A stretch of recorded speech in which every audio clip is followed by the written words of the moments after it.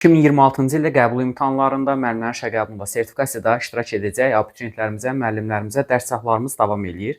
Bu dərsimizdə sizlərə Avropa Hun, Axun, 1-ci, 2-ci Göy Türk dövlətləri, Uyğurlar, Xəzərlər, Qaraxanlı, Qəznəli Türk dövlətləri haqqında məlumat verəcəm. Gəlin vaxt itirmədən dərs sahına başlayaq. İlk öncə Avropa Hun dövlətindən danışaq. Avropa Hun dövlətindən danışmamışdan əvvəl bildirim ki, tarixdə xalqların böyük köçü dövrü deyilən bir tarixi hadisələr dövrü var ki, bu 4-cü, 7-ci əsrləri əhatə edir xalqların böyük köçü. Xalqların böyük köçünün baş verməsinin bir sıra səbəbləri olmuş, iqtisadi, sosial, siyasi, hansı ki, burada əhalinin sayının artması, otlaq sahələrinin çatışmaması, Çinin təzyiqləri, Çinin tərkibində qalmaq istəməməkləri türk tayfalarını Mərkəzi Asiyadan, şərqdən Avropaya doğru köç etməyə demək məruz qoymuşdu ki, 4-7-ci əsrləri əhatə edən xalqların böyük köçündə əsas rol oynayan türklər özləri ilə bərabər alanları, qotları, slavyanları da Şərqi Avropadan, Mərkəzi Asiyadan Avropanın içlərinə doğru köç eləməyə məcbur eləmişlər. Xalqların böyük köçü dövründə Avropada yaranan türk dövlətlərindən biri adından da bəlli olduğu kimi Avropa Hun dövlətidir. Hunlar ümumilikdə eramızın ilk əsrlərində Azərbaycandan da hərəkət edərək Şərqi Anadoluda, Şimali Qafqazda məskunlaşmış. Onların ilk rəhbərləri Tanrı xan olmuş. 374-cü ildən onlara Balamir xan rəhbərlik eləmişdi. Hələ dövləti yaratmamışdan əvvəl Balamir qarşısına çıxan alan tayfalarını, qotları məğlubiyyətə uğratmış, Kuban, Terek ətrafındakı əraziləri ələ keçirmiş və beləliklə də təxminən 378-ci ildə Avropada Avropa Hun dövlətinin əsasını qoymuşdu. Amma bu dövlətin ən qüdrətli hökmdarı Atilladır. Atilla hakimiyyətə 434-də gəlir. Qardaşı Bleda ilə idarə edir dövləti ilk vaxtlarda. Lakin 445-dən tək başına idarə eləmişdi. Ümumilikdə Attillanın 2 dənə böyük dövlətlə mübarizəsini görürük. Bunların biri Şərqi Roma, biri isə Qərbi Romadır. Şərqi Roma, yəni Bizans üzərində 434-cü ildə birinci dəfə yürüş eləyir. Bizansı məğlubiyyətə uğradır. Bizansla ticarət əlaqələrini tənzimləməklə əlaqədar müqavilə imzalayır. Amma Bizans sülhün şərtlərinə riayət etmir. Hunların tabeçiliyində olan xalqları üsyana qaldırır. Bütün bunlar Attillanın ikinci dəfə Şərqi Romaya, Bizansa yürüş etməsinə səbəb göstərir və Avropalılar tərəfindən Tanrı qırmancı adlandırılan Attilla 447-ci ildə Bizans üzərinə ikinci uğurlu yürüşünü həyata keçirdir. Və həmən müqavilənin şərtləri bir daha öz təsdiqini tapır. Bizans yenə də Avropa Hun dövlətinə xərac ödəməyə davam edir. Attillanın bu dövrdə bir digər rəqibi isə Qərbi Roma imperiyası idi. O, Qərbi Roma imperiyası üzərinə yürüş eləyərkən Burqundiyanı ələ keçirmiş, Fransa ərazisində Orlean şəhəri yaxınlığında Katalaun çölündə 451-ci ildə Qərbi Roma ilə üz-üzə gəlmişdi. Burada Katalaun döyüşünün saatlarla davam etməsinə baxmayaraq nəticəsiz qalır. Tərəflərin hər ikisi istər Qərbi Roma, istərsə də Avropa Hun dövləti ciddi uğur əldə edə bilmir. Və hətta Katalaun döyüşündən sonra Qot tayfalarını da Attilla cəzalandırır ki, niyə siz mənim tabeçiliyimdə olduğunuz halda Roma tərəfdən mənə qarşı döyüşmüsünüz. Növbəti il 452-ci ildə Qərbi Roma üzərinə yürüş eləyir. Paytaxt Roma şəhərinə daxil olanda Roma papası diz çöküb yalvarır, xahiş eləyir Attilladan ki, şəhəri dağıtmasın və yəni şəhəri dağıtmamasına baxmayaraq qısacası deyə bilərik ki, Bizansı da Şərqi Romanda, Qərbi Romanda Attilla tabe eləyir. Yürüşləri uğurlu olur. Attillanın son məqsədi Sasanilər üzərinə yürüş etmək idi. Amma 453-cü ildə onun müəmmalı ölümündən sonra bu baş tutmur. Ondan sonra dövlət bir daha əvvəlki qüdrətini qoruyub saxlaya bilmir. Böyük oğlu Almanların qaldırdığı üsyan nəticəsində döyüşdə həlak olur. Kiçik oğlu isə gedir Macaristanda yeni bir dövlətin əsasını qoyur. Bu tarixdə Caba və yaxud da ki, Cəbə adı ilə tanınır. Ümumilikdə isə dövlət 4-cü əsrdə yaranır, 470-ci ildə süquta uğrayır. Qərbi Roma ilə oxşar cəhət kimi verə bilərsiniz ki, eyni əsrdə, yəni 4-cü əsrdə yaranıblar, eyni əsrdə, yəni 5-ci əsrdə süquta uğrayıb Qərbi Romada Avropa Hun dövlətidir. Türklərin xalqların böyük köçü dövründə Mərkəzi Asiyanın cənubuna köç eləyən və orada məskunlaşan Hunları Axun adlandırırlar. Axun dövləti 4-cü əsrin ikinci yarısında Avropa Hun dövləti ilə təxminən eyni vaxtda meydana gəlmişdi. Hər ikisi eyni əsrdə yaranıb, xalqların böyük köçü dövründə yaranıbdır. Düzdür? Və Axun dövləti tarixdə Eftalitlər və ya Abdallı dövləti kimi də tanınır. Testlərdə qarşınıza çıxsa, deməli söhbət eyni dövlətdən gedir. Axund, Eftalit ya da Abdallı. Dövlətin paytaxtı Sakala şəhəri idi. Dövlətin ən qüdrətli hökmdarlarından biri Axsuvardır. O 430-cu ildə hakimiyyətə gəlir. Axsuvarın əsas mübarizəsi Sasanilərlə olur. Zaten Axund dövlətinin özü də Sasanilərlə mübarizə nəticəsində meydana gəlmişdi. Axsuvar 5-ci əsrin ortalarında İranın şərqini, Türkistanı ələ keçirdir. Axsuvar Sasani hökmdarı Firuzun hakimiyyətə gəlməsində köməklik göstərir. Mən bunu sizə Sasani mövzusunda da izah eləmişdim. Videonun linkini aşağıda, burada isə rəsmini yerləşdirirəm, izləyə bilərsiniz. Firuzu hakimiyyətə gətirməsinə baxmayaraq, Firuz dönük çıxır ona qarşı, mübarizə aparır ondan. Lakin o Firuzu dəfələrlə Turan taktikası ilə məğlubiyyətə uğradır, döyüşlərin birində də öldürür. Sonra o, demək, Qubadın hakimiyyətə gəlməsinə də köməklik göstərmişdi. Ümumilikdə isə Sasanilərə qarşı baş verən Məzdəkilər hərəkatı da Axundların köməyi ilə yatızdırılmışdı. Axundların ən qüdrətli hökmdarına gəldikdə isə bu Mihraquladır. Mihraqula 6-cı əsrin birinci yarısında hakimiyyətdə olmuş. Mihraqulanın dövründə şimali-qərbi Hindistan ələ keçirilmiş, döyüş fillərindən ibarət nizami qoşun formalaşdırılmış. Lakin Mihraqulanın ölümündən sonra dövlət əvvəlki qüdrətini itirmiş, hakimiyyət uğrunda mübarizələr, müxtəlif dinlərin yayılması, dövlətin ərazisinin genişləndikcə imperiyanın idarə edilməsinin çətinləşməsi, feodalların müstəqillik istəkləri Axund dövlətinin zəifləməsinə səbəb olur. Bardağı daşıran son damla isə 567-ci ildə onların qonşuları olan Sasani və Göytürklərin hücumu olur. Sasani hökmdarı Xosrov Ənuşirvan və Göytürk hökmdarlarından Yabqusu, daha doğrusu İstəmi Xaqanın, İstəmi Yabqunun başçılığı ilə hücum edən türklər 567-də Axund dövlətinin varlığına son qoyur. Gəlin mən sizə tarixdə ilk türk adını daşıyan Göytürk dövlətlərindən məlumat verim. Birinci Göytürk dövləti demək əsasını 552-ci ildə Bumund Xaqan qoymuşdu. Mərkəzi Asiyada yaranan türk dövlətlərindən biridir. Cəmi 1 il hakimiyyətdə olur. Asiya Hun dövləti kimi birinci Göytürk dövlətinin paytaxtı da Ötkən olur. Aşina türk soyuna mənsub olmuşdular Göytürklər. Dövlətin ərazisi böyük olduğuna görə ərazi inzibati cəhətdən 2 hissəyə bölünürdü: şərq qanadına və qərb qanadına. Ölkədə əsas söz sahibi şərq qanadının rəhbəri idi. Yəni ölkənin şərq hissəsini rəhbərlik edən şəxs ölkədə birinci şəxsdir, bu Xaqandır. Və ölkənin qərb qanadına, qərb hissəsinə başçılıq edən şəxs isə Yabqu titulu daşıyırdı. Bu dövrdə Muğan Xaqan və İstəmi Yabqunun dövründə, Xaqan yazmayın, buradan Yabqu yazın. Muğanla İstəminin dövründə Göytürk özünün ən güclü, qüdrətli dövrünü yaşayır. Muğan Xaqan avarları, atası kimi, Bumund Xaqan kimi Jujanları, avarları məğlubiyyətə uğradır, onları qovub çıxardır. Çinə yürüş eləyir, Çini tabe eləyir. Asiya Hunla oxşar cəhət verə bilərsiniz və ya Mete ilə Teomanla Muğanla oxşar cəhət verə bilərsiniz ki, Çinlilərlə mübarizə aparıbdır. İstəmi Xaqandan danışası olsaq, o Xəzər tayfalarını tabe eləmişdi. Bizansla uğurlu mübarizə aparmışdı. Qafqaza yürüşlər təşkil eləmişdilər. Bizansla mübarizə aparsa da sonradan diplomatik əlaqələr qurmağa üstünlük verir. Məsələn, bunu Franklarda Böyük Karlla oxşar cəhət qeyd edə bilərik və ya Albaniya tarixində Cavanşiri də İstəmi ilə oxşar cəhətini verə bilərik. Həmçinin Cavanşirlə İstəminin qeyd edə bilərsiniz Xəzərlərlə mübarizəsini. Bax, belə bir nümunələr gətirdik. İstəmi ilə yenə Şəddadilərdə Fəzil bin Məhəmmədin oxşar cəhətini verə bilərik Xəzərlərlə mübarizədə.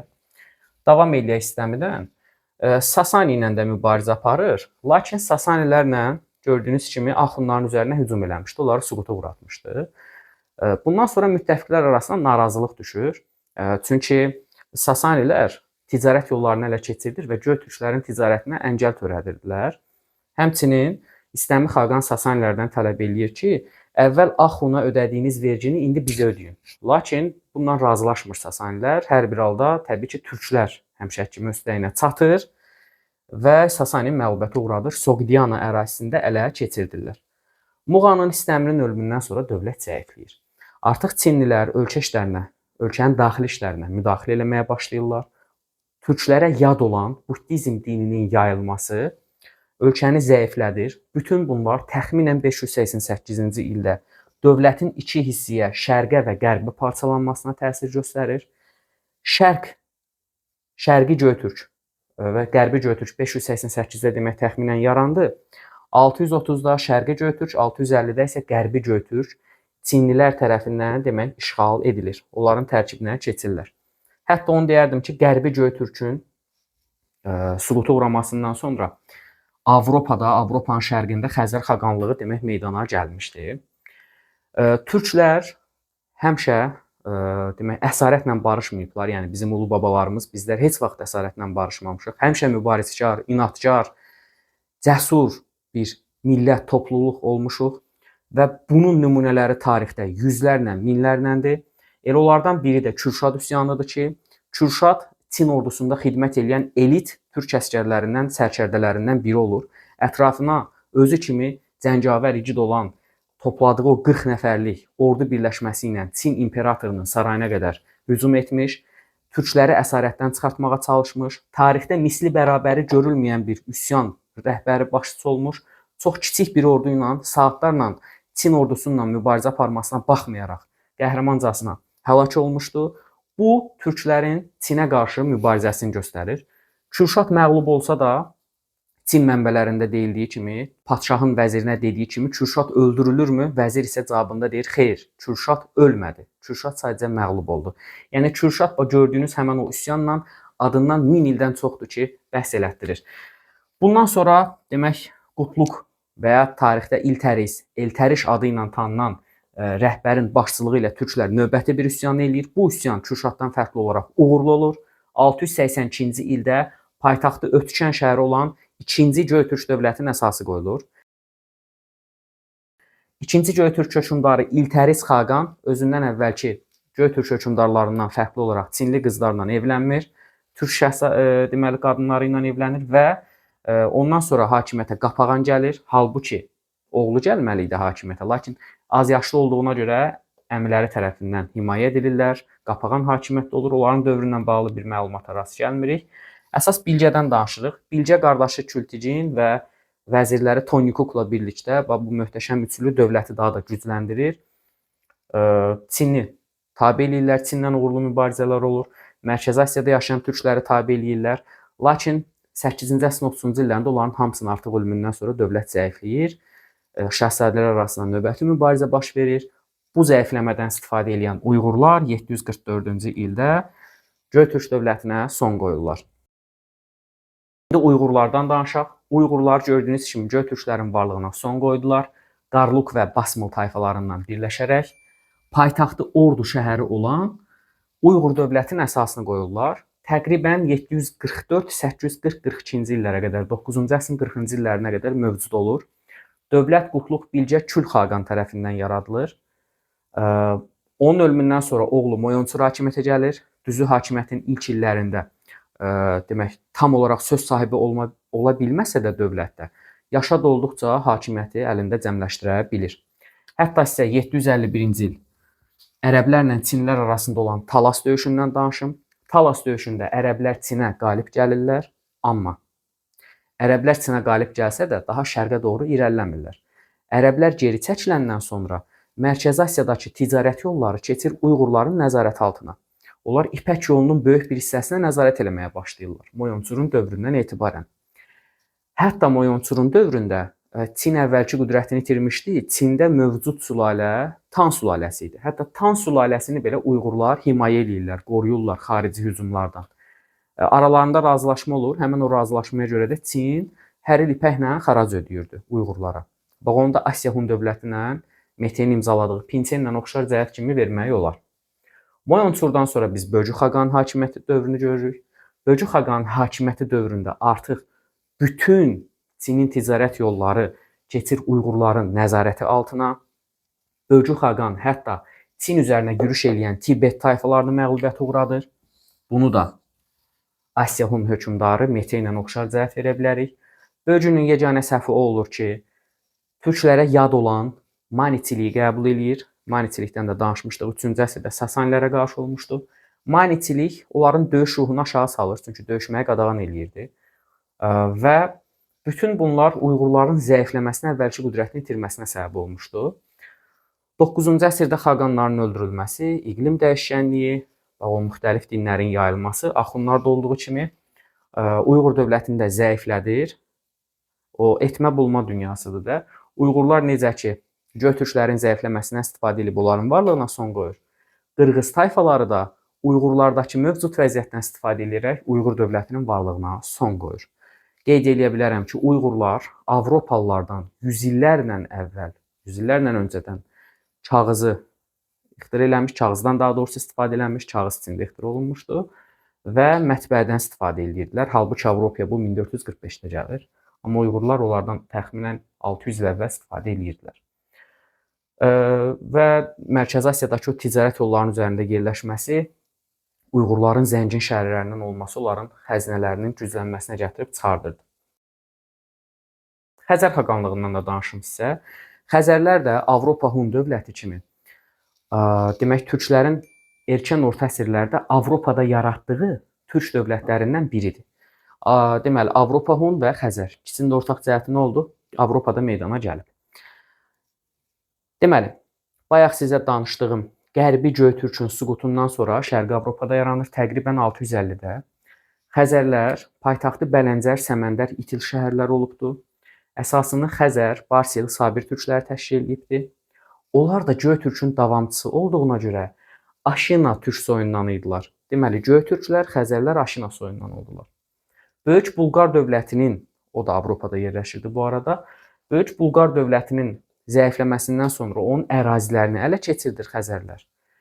Tarix boyunca Albaniya ilə mübarizəsini görürük Xəzər xaqanlığının 662-də, 664-də. Sasanilərin Qafqazda möhkəmlənməsinə icazə vermirlər. Ərəblərlə yüz illərlə mübarizə aparırlar.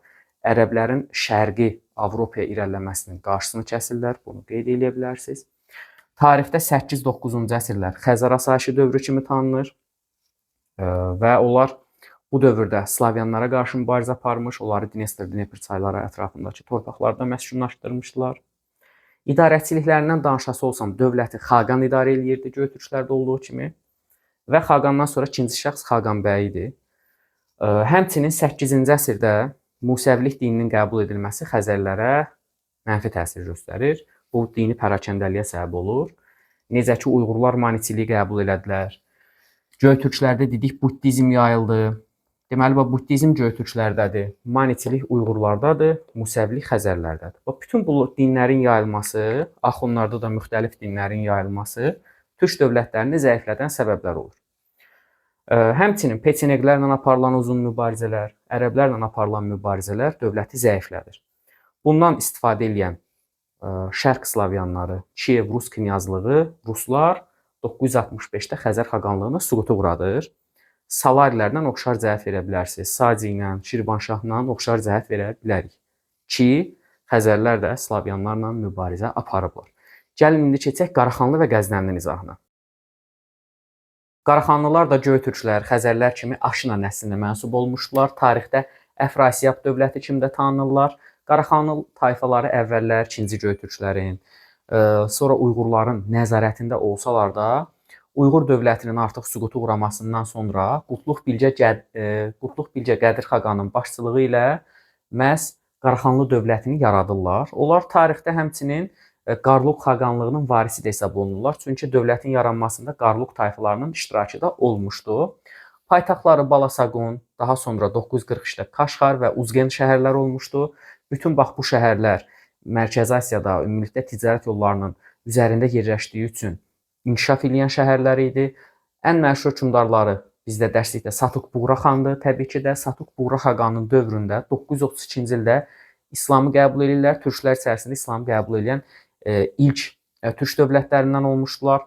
942-ci ildə Satuq Buğra xaqan titulu qəbul edir, paytaxtı Kaşgar şəhərinə köçürdür və 999-cu ildə Qaraxanlılar Qəznəlilərlə birlikdə digər bir türk dövləti olan Samanilər dövlətini süquta uğradıb ərazilərini aralarında bölüşdürürlər.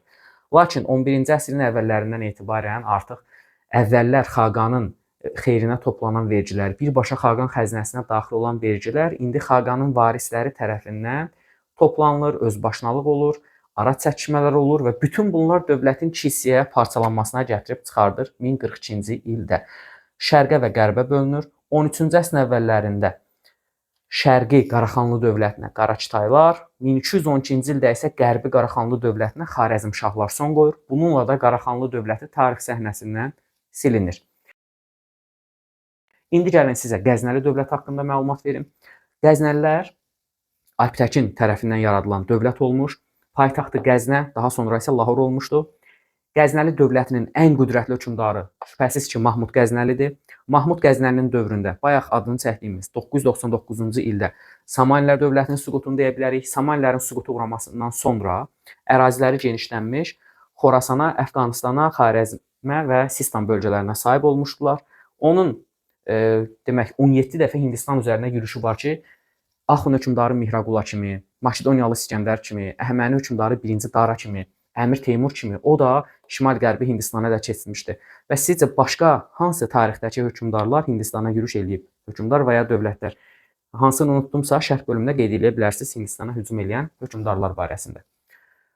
Mahmud Qəznəlinin dövründə həmçinin hakimiyyətini Qərbi İrana yayır. Rey, Həmədan, İsfahan ərazilərini ələ keçirdir. Türk tarixində ilk dəfə sultan titulu qəbul eləyir Abbasi xəlifəsinin razılığı ilə. Və 1028-ci ildə bu arada Oğuz türklərinin məskunlaşmasını da icazə vermişdi. Xatırlayırsınızsa, bundan əvvəlki dərsdə o barədə danışmışdım. Lakin onun ölümündən sonra dövlət zəifləyir. Sultan Məsudun dövründə Səlcuqların rəhbəri Toğrul'la aparılan mübarizə, 1040-cı il məşhur Dəndənəkan döyüşündəki məğlubiyyət, Xorasanın itirilməsi və Səlcuqların artıq Mərkəzi Asiyada güclənməsi 12-ci əsrdən etibarən Curluların Qəznəlilər üzərinə yürüşlərinin artmasına səbəb olur. Bu hadisələrdən sonra bayaq dediyim kimi paytaxt götürülür demək Lahora və Curluların sonuncu yürüşü, son zərbəsi isə 1187-də olur. Curlu tayfaları tərəfindən Qəznəlilər dövləti də süquta uğradılır. Bu mövzuda da sizlərə bütün türk dövlətlərinin erkən orta əsrlərdə mövcud olan dövlətlərin izahlarını paylaşdım. Hər həftənin 1-ci, 3-cü, 5-ci günləri axşam 19:00-da nəzəriniz kanalımızda olsun. Yeni video izahlardan xəbərdar olmaq üçün isə kanala abunə olub videonu bəyənib bildirimləri açmağı unutmayın. Növbəti videolarda görüşənədək özünüzə yaxşı baxın, sağ olun, salamat qalın.